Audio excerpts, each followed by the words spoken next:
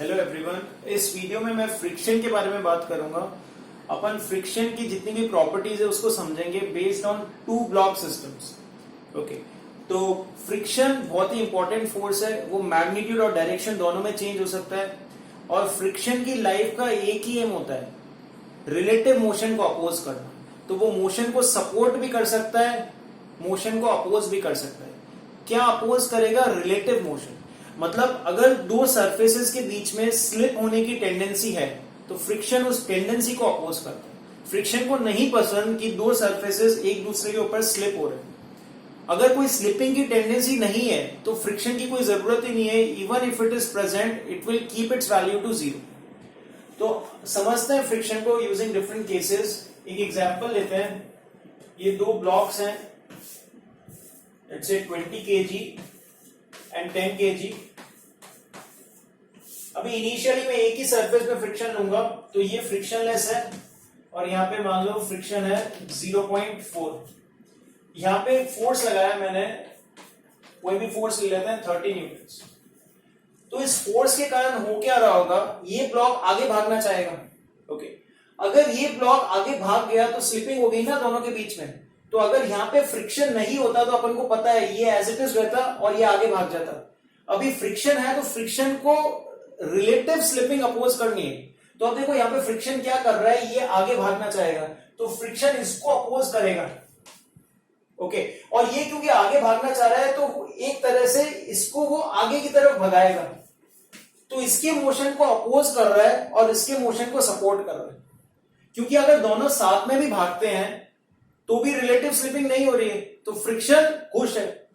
अब अगर ये स्टेशनरी रह जाता है और ये भाग जाता है, इसका मतलब क्या है? स्लिपिंग हो रही है। तो फ्रिक्शन यहां पे क्या कर रहा है, इसके मोशन को अपोज कर रहा है क्योंकि एक्सटर्नल फोर्स इस पे लग रहा है और इसके मोशन को सपोर्ट कर रहा है। मैंने कहा था ना, फ्रिक्शन मोशन को सपोर्ट भी कर सकता है, अपोज भी कर सकता है। और दूसरे वे में समझ सकते हैं, every force will have action reaction and action and reaction must act on two different bodies. तो यहां पे अगर फ्रिक्शन लेफ्टवर्ड्स लगेगा तो यहां पे राइटवर्ड्स लगेगा। लेकिन अपन बेसिक से समझ सकते हैं, ये इसकी मोशन को अपोज करेगा, इसके मोशन को सपोर्ट करेगा। तो फ्रिक्शन चाहेगा कि दोनों ब्लॉक साथ में मूव करें। तो ऐसी प्रॉब्लम्स को सपोज अगर अपन को निकालना है कि इन ब्लॉक्स का एक्सेलरेशन क्या है, फ्रिक्शन की वैल्यू क्या है। फ्रिक्शन की वैल्यू कभी भी अज्यूम नहीं करनी है क्योंकि वो कुछ भी हो सकती है। अगर अपन को पता है कि स्लिपिंग हो रही है तो फ्रिक्शन मैक्सिमम है। अगर स्लिपिंग नहीं हो रही है तो उसकी वैल्यू कुछ भी हो सकती है, बिटवीन 0 to F max। तो इस टाइप की प्रॉब्लम से अपन फ्रिक्शन की वैल्यू अज्यूम नहीं करेंगे, स्लिपिंग अज्यूम नहीं करेंगे। ओके, तो अपन पहले अज्यूम करते हैं, मान लो अपन अज्यूम करते हैं स्लिपिंग हो ही नहीं रही है, फ्रिक्शन सफिशिएंट है। ओके, तो मैं फर्स्ट ऑफ ऑल क्या लिख लेता हूं, let's say they are moving together with common acceleration. Okay, so I am assuming, so let's assume that blocks are moving together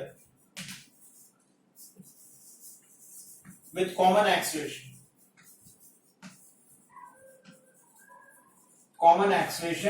A। तो A इजीली अपन फाइंड कर सकते हैं। अपन क्या करेंगे, फ्री बॉडी डायग्राम ड्रॉ करेंगे 10 kg और 20 kg का साथ में टुगेदर। तो इसका फ्री बॉडी डायग्राम क्या होगा, ये फ्रिक्शन तो इंटरनल फोर्स हो गया तो एक ही फोर्स लगेगा ना, इसका टोटल मास हो जाएगा 30 kg और इस पे एक ही फोर्स लग रहा है, कौन सा, F। तो इसका कॉमन एक्सेलरेशन अपन इजीली निकाल सकते हैं, ये A क्या हो जाएगा, total force divide by mass, और फोर्स क्या है 30 न्यूटन्स। तो ये एक्सेलरेशन, कॉमन एक्सेलरेशन आ गया 1 मीटर पर सेकेंड स्क्वायर। तो ये अपन ने अज्यूम किया है कि ब्लॉक साथ साथ मूव कर रहे हैं और स्लिपिंग नहीं हो रही। इस अजम्पशन को मुझे टेस्ट करना पड़ेगा, ये वैल्यूज पे डिपेंड करेगा। ओके, तो अब ये हो गया कॉमन एक्सेलरेशन। अब अपन चेक करेंगे कि फ्रिक्शन सफिशिएंट है भी या नहीं ये कॉमन एक्सेलरेशन प्रोवाइड करने के लिए। तो उसके लिए मुझे इंडिविजुअल फ्री बॉडी डायग्राम बनाना पड़ेगा। मैं किसी का भी बना सकता हूं, 10 kg का भी बना सकता हूं और 20 kg का भी बना सकता हूं। मान लो मैं 20 kg का बनाता हूं। So this is free body diagram of 20 kg। अब 20 kg में तो केवल फ्रिक्शन लग रहा है ना, इस पे क्या लग रहा है, केवल फ्रिक्शन। तो फ्रिक्शन को ही एक्सेलरेशन प्रोवाइड करना पड़ेगा और ये तो कॉमन एक्सेलरेशन है। तो उसके लिए F should be equal to mass into acceleration, और एक्सेलरेशन कितना है, कॉमन एक्सेलरेशन है 1 मीटर पर सेकेंड स्क्वायर। तो इसके लिए फ्रिक्शन को 20 न्यूटन होना पड़ेगा। अब अपन को चेक करना है ये पॉसिबल भी है या नहीं। कैसे चेक करेंगे? फ्रिक्शन की मैक्स वैल्यू क्या होती है? Mu into N. म्यू तो यहां पे हो गया 0.4, एन क्या है? एन यहां पे नॉर्मल रिएक्शन, तो ये वाला जो नॉर्मल रिएक्शन है, ये नॉर्मल रिएक्शन 10 केजी के वेट को बैलेंस करेगा। ओके, तो इसका नॉर्मल रिएक्शन क्या हो गया? 100। तो ये एफ मैक्स क्या होगी? 40 न्यूटन्स। तो अब अपन को आंसर मिल गया है। देखो अपन को फ्रिक्शन रिक्वायर्ड कितना है? 20 newtons. And since this is less than F max, this is possible. So यहाँ पे friction will adjust its value to 20। Friction की वैल्यू 20 होगी और दोनों ब्लॉक्स कॉमन एक्सीलरेशन से मूव करेंगे 1 मीटर पर सेकेंड स्क्वायर। ओके, तो आइडिया इज वेरी सिंपल। मैं रिपीट कर देता हूं। पहले अपन अज्यूम करेंगे कि दोनों ब्लॉक साथ में मूव कर रहे हैं। अजम्पशन है मेरा, मैं लास्ट में चेक करूंगा। तो मैं कॉमन एक्सीलरेशन निकालूंगा, टुगेदर फ्री बॉडी डायग्राम बनाया, फ्रिक्शन इंटरनल फोर्स हो गया। तो फ्रिक्शन की वैल्यू अब मैं इंडिविजुअल फ्री बॉडी डायग्राम बना के निकालूंगा कितनी चाहिए मुझे। तो फ्रिक्शन की value to provide acceleration 1 metre पर सेकेंड स्क्वायर, फ्रिक्शन की वैल्यू 20 चाहिए। अब ये पॉसिबल है या नहीं वो मैक्सिमम फ्रिक्शन पर डिपेंड करेगा, क्योंकि फ्रिक्शन एडजस्टिंग फोर्स है, लेकिन उसकी मैक्स वैल्यू भी तो होनी चाहिए। तो यहां पे इसकी मैक्स वैल्यू 40 है, तो अब 0 से 40 कुछ भी वैल्यू ले सकता है। तो यहां पे रिक्वायरमेंट कितना है? 20। तो ये एडजस्ट हो जाएगा 20, और ये दोनों साथ में हैप्पीली मूव करेंगे विद कॉमन एक्सीलरेशन 1 मीटर पर सेकेंड स्क्वायर। ओके, अब मैं थोड़ी सी वैल्यूज चेंज कर देता हूं, अपन देखते हैं फिर सिचुएशन में क्या चेंजेस होंगे। सब वैल्यूज का खेल है, इसलिए बहुत केयरफुल रहना है। पहले कोई डायरेक्शन या मैग्नीट्यूड अपन को अज्यूम नहीं करना। तो मान लो ये मैं वैल्यू दे देता हूं 120 न्यूटन। तो अब डिफरेंस क्या आ जाएगा? ये 30 की जगह 120 हो गया, ये 120 हो गया। तो अब एक्सीलरेशन कितना हो गया? कॉमन एक्सीलरेशन हो गया 4 मीटर पर सेकेंड स्क्वायर। तो टू प्रोवाइड 4 मीटर पर सेकेंड स्क्वायर कितना फ्रिक्शन रिक्वायर्ड होगा? Now friction required will be 80 Newton's. अब ये पॉसिबल है या नहीं? बिल्कुल पॉसिबल नहीं है, because this is greater than F max. तो ये पॉसिबल नहीं है। Since it is not possible, तो मुझे पता है स्लिपिंग होगी। अब स्लिपिंग हो गई ना, तब मुझे पता है फ्रिक्शन की वैल्यू मैक्स ही होगी। तो यहां पे मुझे पता चल गया कि स्लिपिंग होगी, डेफिनेटली स्लिपिंग होगी। एक बार मुझे पता चल गया ना स्लिपिंग होगी, तो मैं डायरेक्ट दोनों के इंडिविजुअल एक्सीलरेशंस निकाल सकता हूं। दोनों के डिफरेंट होंगे एक्सीलरेशंस। तो अगर स्लिपिंग हो रही है, so this concludes that slipping will take place, and if slipping is taking place, friction has to be maximum, क्योंकि ये सफिशिएंट नहीं है। तो अगर एक बार स्लिपिंग हो गई तो फ्रिक्शन हमेशा मैक्सिमम ही लगेगा, और मैक्सिमम की वैल्यू क्या है? 40 न्यूटन्स। तो अब बहुत सिंपल क्वेश्चन बन गया, न्यूटन्स लॉ का क्वेश्चन बन गया। 10 केजी ब्लॉक में मैं क्या लिखूंगा? ये फोर्स है 120, फ्रिक्शन है 40 न्यूटन्स, तो इसका एक्सीलरेशन कितना हो जाएगा? 80 डिवाइड बाय 10, 8 मीटर पर सेकेंड स्क्वायर। सिमिलरली 20 केजी में केवल एक फ्रिक्शन ही लग रहा है, जिसकी वैल्यू कितनी है? 40, तो इसका एक्सीलरेशन कितना हो गया? 2 मीटर पर सेकेंड स्क्वायर। तो अभी दोनों के इंडिविजुअल एक्सीलरेशन हो गए। स्लिपिंग हो रही है, और स्लिपिंग हो रही है तो फ्रिक्शन मैक्स है। तो यहां से मुझे पता चला कि फ्रिक्शन मैक्स लगेगा। अभी अगर फ्रिक्शन की वैल्यू पता चल गई तो एक्सीलरेशन तो मैं इजीली निकाल सकता हूं। तो पूरा खेल फ्रिक्शन को स्टडी करने का है कि फ्रिक्शन लिमिटिंग है या स्टैटिक है। स्टैटिक हुआ मतलब फ्रिक्शन की कुछ भी वैल्यू हो सकती है, 0 टू एफ मैक्स। ओके, तो यहां पे अपन को पता चल गया रिक्वायर्ड फ्रिक्शन 80 है, बट मैक्स फ्रिक्शन ओनली 40 है। तो इसका मतलब है यहां पे स्लिपिंग होगी। जो अपना अजम्पशन था ना, दे आर मूविंग टुगेदर, वो अजम्पशन यहां पे रॉन्ग प्रूव हो गया। तो यहां पे स्लिपिंग होगी। एक बार स्लिपिंग हो गई, ये कंफर्म हो गया, तो फ्रिक्शन की वैल्यू क्या होगी? मैक्स। मैक्स वैल्यू क्या है? 40 Newton. So 40 Newton will be the friction, और मैं दोनों ब्लॉक्स की इंडिविजुअल एक्सीलरेशन निकाल सकता हूं। ओके, तो अगर अब ये समझ में आ गया ना, तो 2 ब्लॉक की सारी प्रॉब्लम्स अपन कर सकते हैं। कॉन्सेप्ट यही है, थोड़ा बस डिफिकल्टी लेवल बढ़ता जाएगा। तो पहले इसी प्रॉब्लम को एक जनरल प्रॉब्लम बना देते हैं। इसको मैं रब कर देता हूं।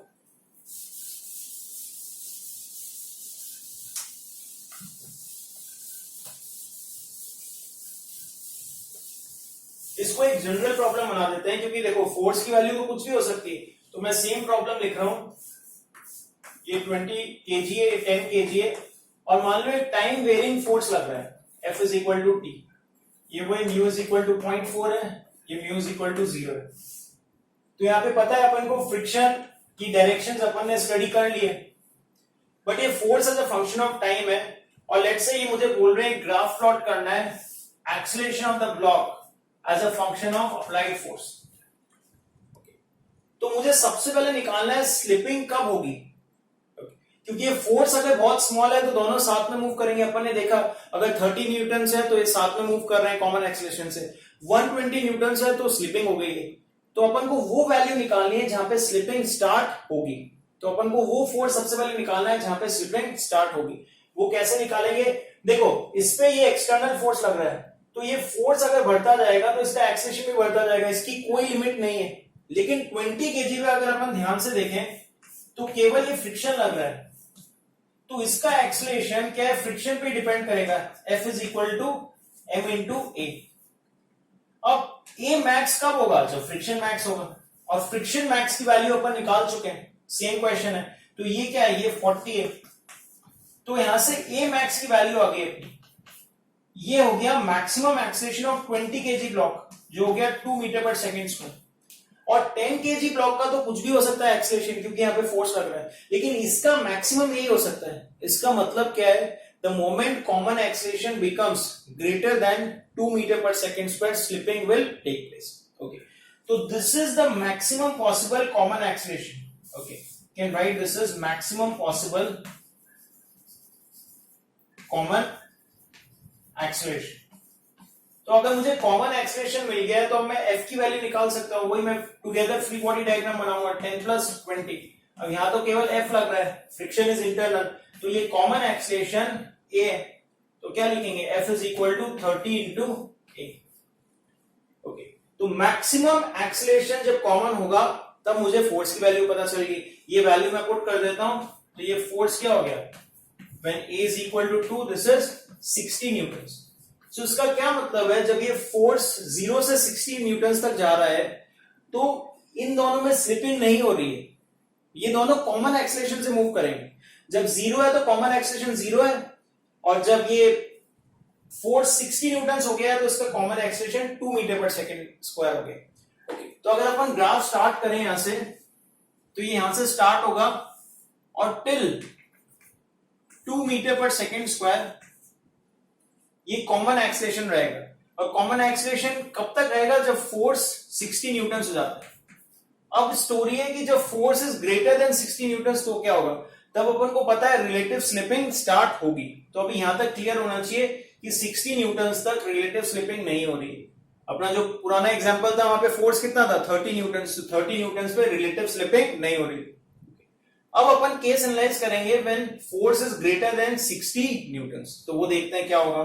तो मैं रब कर देता हूं, इसका एनालिसिस अपन ने ग्राफ में ऑलरेडी पुट कर दिया है। This is the common acceleration, ये अपना कॉमन एक्सेलरेशन का ग्राफ है, common acceleration. So both the blocks will have this acceleration and friction will be static, its value will be between 0 to max, no slipping is taking place. अब अपन देखते हैं कि जब फोर्स 60 न्यूटन से ज्यादा होगा तो क्या होगा। तो let's say force is greater than 60 Newton. Now if it is greater than 60 newtons, one thing we know, slipping starts. And if slipping starts, we know that friction will be maximum. And what is the maximum value of friction? 40 newtons. Okay. तो आप देखो 20 kg पे क्या हो गया, ये friction max है, अब मैक्स ही लगेगा, तो अब ये कांस्टेंट फोर्स लगेगा for any value F greater than 60 Newton.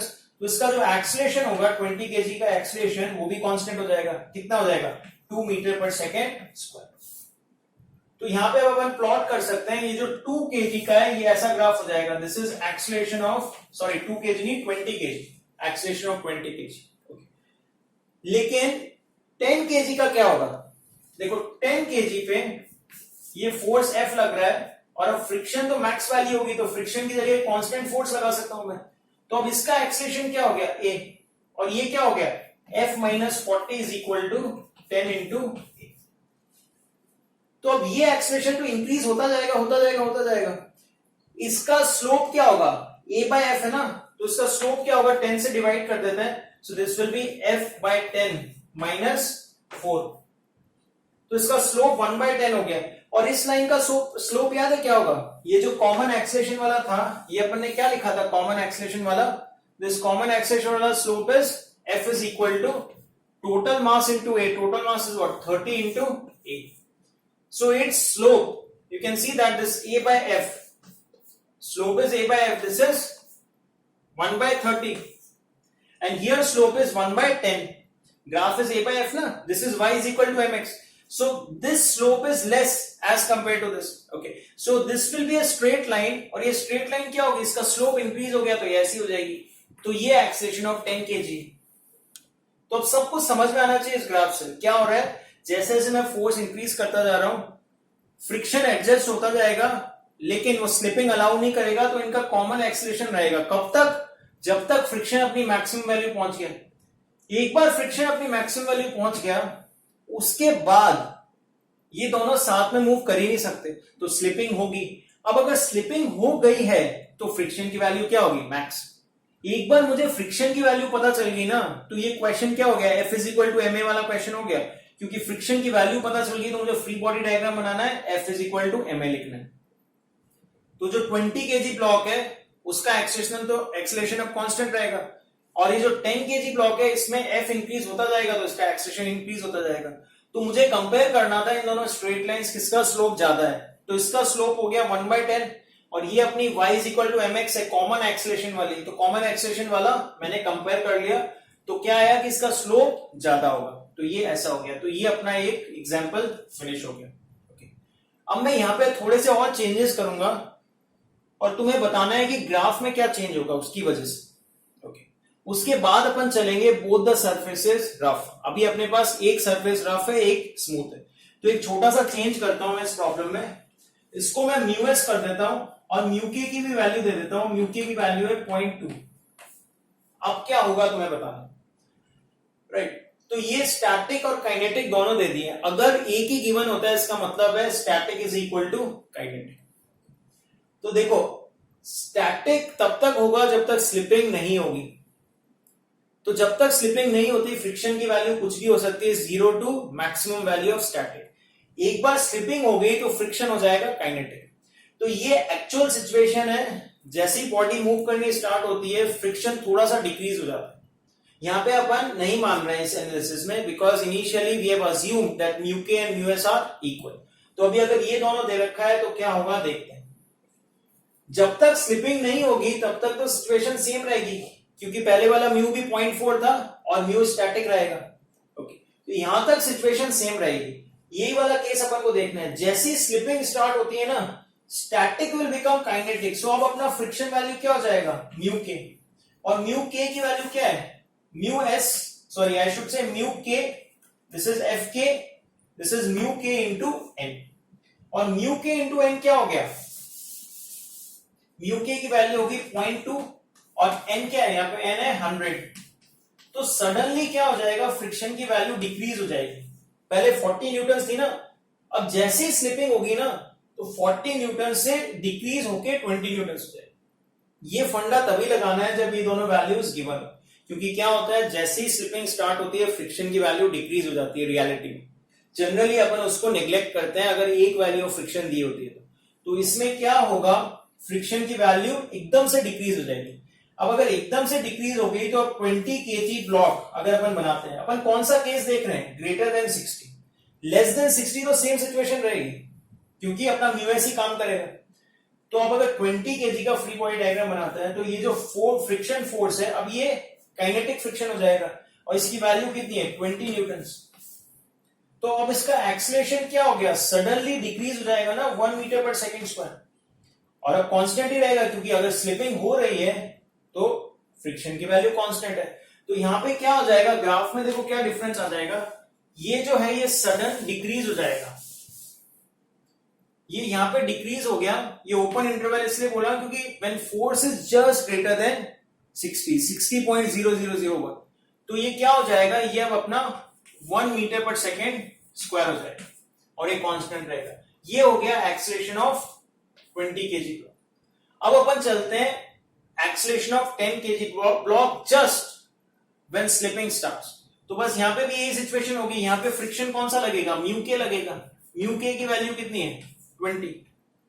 तो ये क्या हो जाएगा, एफ माइनस, इसको मैं रफ कर देता हूं, F minus 20 is equal to mass into acceleration. तो जब एफ की वैल्यू है 60.0001 तो ए की वैल्यू कितनी हो जाएगी, यहाँ पे डाल के देखो, यहाँ पे 60.0001 माइनस 20, सो ऑलमोस्ट 40 आएगी. So A will be 40.0001 divide by 10 which will be 4.00001 like that metre पर सेकेंड स्क्वायर. तो अब यहां पे क्या होगा, यहां पे सडन जंप होगा just greater than F. So just greater than F क्या हो गई, यहां पे वैल्यू एकदम से जंप हो गई. तो मैं यहां पे इसको अच्छे से बना देता हूं. ये ए है एज इट इज है. तो यहां पे इसकी वैल्यू क्या होगी 4. तो ये होगी 4 मीटर पर सेकेंड स्क्वायर. और उसके बाद तो क्या है, जैसे फोर्स इंक्रीज होगा तो ये इंक्रीज होता जाएगा. तो ये चेंजेस आएंगे. जब भी याद रखना स्टैटिक और काइनेटिक दोनों गिवन होता है ना, तो ग्राफ कभी भी कंटिन्यूअस नहीं होगा. कंटिन्यूअस क्यों नहीं होगा, क्योंकि सडनली म्यू एस म्यू के में चेंज हो जाता है. कब, जब स्लिपिंग स्टार्ट होती है. और डिसकंटिन्यूटी वही बताती है ना, सडन चेंज. तो यहां पे ये सडन चेंज हो जाएगा. ओके, अब अपन नेक्स्ट वीडियो में देखेंगे कि जब दो सरफेस पे फ्रिक्शंस होते हैं तो अपन उसको कैसे एनालाइज करते हैं. तो वो देखने से पहले एक बार इसको रिवाइज कर लेना. अगर ये समझ में आ गया है तो वो भी इजीली समझ में आ जाएगा.